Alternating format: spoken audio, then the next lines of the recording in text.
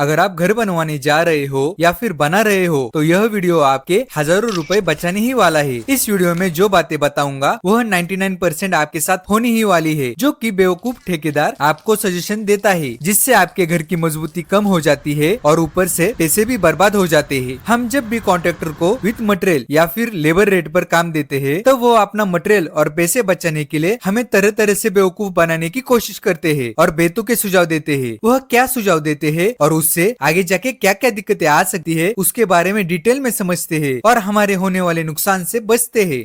आजकल यह दिक्कत सारी जगह देखने को मिलती है। इससे हमारा वक्त और पैसे दोनों बर्बाद होते हैं। वो है मटेरियल सप्लाई। जब भी आप लेबर रेट पर काम देते हो तब बहुत से लेबर मटेरियल खत्म होने के बाद नहीं तो काम पर आने के बाद बताते हैं कि मटेरियल नहीं है और आराम से टाइम पास करते रहते हैं और ठेकेदार इन सब का हमें जिम्मेदार पकड़ता है और मटेरियल को लेके बहुत ज्यादा प्रेशर करता है। इसीलिए पहले से ही ठेकेदार को बता के रखिए कल जो मटेरियल आपको लगने वाला है वो एक दिन पहले ही बता के रखिए। और आप कुछ अर्जेंट काम में होते हैं तब कंटिन्यूअसली फोन बजता रहता है और आपको इरिटेशन होती है और जब हिसाब की बात होती है तब ठेकेदार यह बात लेके आपसे ज्यादा पैसे वसूल करता है। घर में बड़ी बड़ी खिड़की रखी तो हमें लगता है कि वेंटिलेशन बहुत अच्छा रहेगा। हाँ, कुछ हद तक वह ठीक भी है, पर अगर आपने विथ मटेरियल काम दिया होगा तो अपनी ईंट बचाने के लिए ठेकेदार जानबूझ के ज्यादा हाइट रखने को बोलता है और हमारा खिड़की में ज्यादा खर्चा करवाता है। और अगर लेबर कॉन्ट्रैक्टर को काम दिया होगा तो वह अपना टाइम और लेबर बचाने के लिए हमें ऐसे सजेशन देता है। इसलिए आपको आइडियली इंजीनियर और आर्किटेक्ट जितनी खिड़की की हाइट और विड्थ दे रहे हैं उतनी ही रखनी है।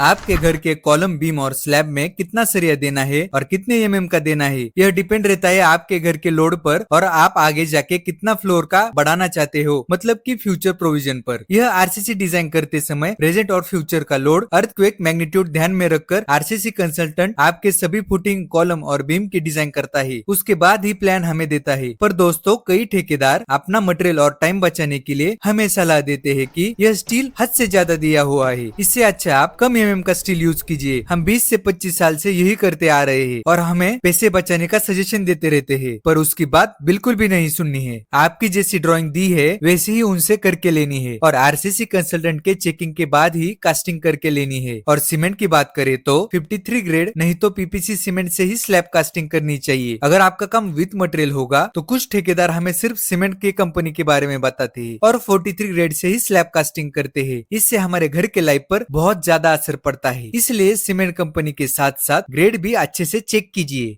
अक्सर आपने घरों में सरिये को बाहर निकलकर जंग खाते हुए देखा होगा। इसका रीजन है कवर का सही तरह से इस्तेमाल नहीं किया होगा। कॉलम, बीम, स्लैब में अगर प्रॉपर कवर नहीं देंगे तो इससे सरिया बाहर हवा के कांटेक्ट में आता है और इससे करोजन स्टार्ट होता है, जिससे स्ट्रेंथ अपने आप कम हो जाती है। जैसे स्लैब के लिए 20, बीम के लिए 25, कॉलम के लिए 40 और फुटिंग के लिए 50 साइज में कवर इस्तेमाल करना चाहिए। बहुत से ठेकेदार कवर ब्लॉक का यूज करते ही नहीं और कुछ ठेकेदार टाइल नहीं तो ईंट के टुकड़े इस्तेमाल करते हैं। इससे एक तो लोड की वजह से वो खिसक नहीं तो टूट जाते हैं और दूसरा, हम हमारे घर के स्लैब में ईंट और टाइल क्यों डालें? फ्री में मिल रहा है सिर्फ इसीलिए। तो प्रॉपर सीमेंट से बना हुआ कोर ब्लॉक ही इस्तेमाल कीजिए। इससे सारी जगह थिकनेस यूनिफॉर्म रहती है। ठेकेदार आपके प्लिंथ बीम के नीचे 2 से 3 लेयर देकर ही कास्टिंग करते हैं। ये बहुत गलत है। आपको कम से कम बीम के नीचे 2 से 3 फीट ब्रिक वर्क लेके आना ही होगा। पर कुछ समझदार ठेकेदार आपको बोलते हैं कि इससे कुछ नहीं होगा, पूरा लोड तो बीम को ही लेना पड़ता है। पर आपके घर के फ्लोरिंग को डिस्ट्रीब्यूट करने के लिए, मतलब कि अलग अलग सेक्शन बनाने के लिए और मिट्टी के फोर्स को स्टेबल करने के लिए प्रॉपर हाइट का ब्रिक वर्क होना बहुत जरूरी है। आपके घर की आउटर वॉल, मतलब कि बाहर के साइड की दीवारें अगर आप आरसीसी डिजाइन करके कर रहे हो तो वह 6 से 9 इंच तक होनी चाहिए और ब्रिक वर्क करके स्लैब कास्टिंग करने वाले हो तो 9 इंच की होनी चाहिए। पर ठेकेदार अपना टाइम और लेबर बचाने के लिए आउटर में 5 इंच और इनर में 4 इंच यूज करने की सलाह देते हैं। पर दोस्तों, ऐसे करने से दीवारों पर बहुत सारे क्रैक्स आ जाते हैं और लीकेज का खतरा भी बहुत बढ़ता है। स्ट्रेंथ में भी दिक्कत आती है। इसलिए याद से आउटर और इनर ब्रिक वर्क करते समय ध्यान रखिए।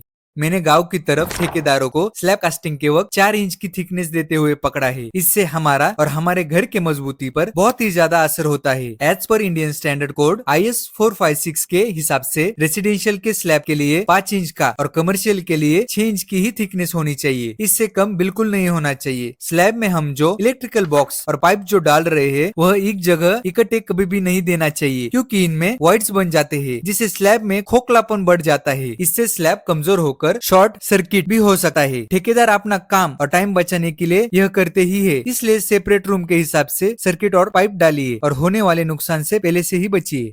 अगर इंजीनियर ने आपको 6 फीट की डेप्थ दी है तो ठेकेदार अपने पैसे और लेबर बचाने के लिए आपको कहेगा 4 फीट की डेप्थ भी बहुत ज्यादा है। मैंने अभी तक 400 से 500 घर बनाए हैं, उसमें भी मैंने डेप्थ 4 फीट की ही दी है। अगर आपके डिजाइन में फुटिंग अगर पाइल नहीं तो स्ट्रैप होगी तो वो बोलेगा कि पैड फुटिंग से ही बहुत अच्छा काम होता है। पर घर के लिए फुटिंग में कई चीजें ध्यान में रखकर डेप्थ दी जाती है, जैसे कि मिट्टी की बेरिंग, सॉइल कंडीशन, कितने फ्लोर की बिल्डिंग बनेगी, इसका डेड लोड, लाइव लोड कितना रहेगा। आप आज तो 2 मंजिल का घर बना रहे हो, पर फ्यूचर में अगर आपको ऊपर फ्लोर बढ़ाने होंगे तब आरसीसी कंसल्टेंट पहला क्वेश्चन आपसे पूछेगा कि फुटिंग की डेप्थ कितनी रखी थी। इसलिए ठेकेदार के बातों में ना आकर जितनी इंजीनियर और कंसल्टेंट बता रहे हैं उतनी ही डेप्थ रखिए।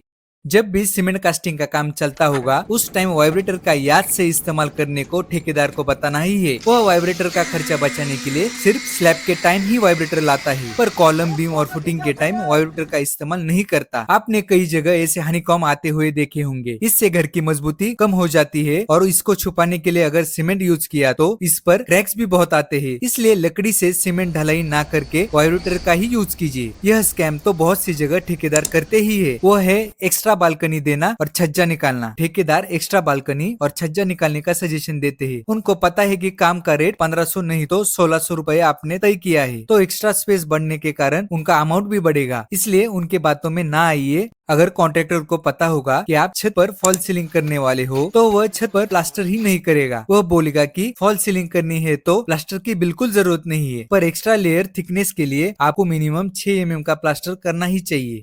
कॉलम लैपिंग करते समय यह चीज ठेकेदार करता ही है कि लैपिंग गलत जगह करता है, जिससे कि मजबूती पर बहुत असर होता है। कॉलम में जो आपको लैपिंग करनी है वह कभी भी छत पर नहीं होनी चाहिए। जहां आपका स्लैब का सरिया और बीम का सरिया आ रहा है वहां लैपिंग बिल्कुल नहीं करनी चाहिए, क्योंकि यहाँ बेंडिंग मूवमेंट सबसे ज्यादा रहती है। इसलिए स्लैब पर कॉलम की मैपिंग मत कीजिए। आपको लैपिंग हमेशा फ्लोरिंग और स्लैब के बीच में करनी चाहिए। जैसे अगर आपके स्लैब की हाइट 10 फीट है तो आप लैपिंग करेंगे 5 फीट के अंदर, और वो भी अल्टरनेटिव करनी है। पूरी लैपिंग एक जगह बिल्कुल नहीं होनी चाहिए। ठेकेदार अपना टाइम बचाने के लिए एक जगह करता है, इससे उसका टाइम तो बचता है पर हमारे घर के मजबूती पर बहुत ज्यादा असर होता है। ऐसा बिल्कुल नहीं कि सारे ठेकेदार ऐसा स्कैम करने को देखते हैं। कुछ ठेकेदार बहुत अच्छे से अपना काम कर रहे हैं, पर कुछ बहुत तेज और अक्लमंद ठेकेदार ऐसे स्कैम करने को देखते हैं, और ये लोग क्वालिटी तो बिल्कुल नहीं देते, ज्यादा पैसे के लिए हमें फंसाते हैं। इसलिए इन सारे बातों का ध्यान रखिए और ऐसे ही जरूरी जानकारी के लिए बेल आइकॉन दबाना ना भूलिए।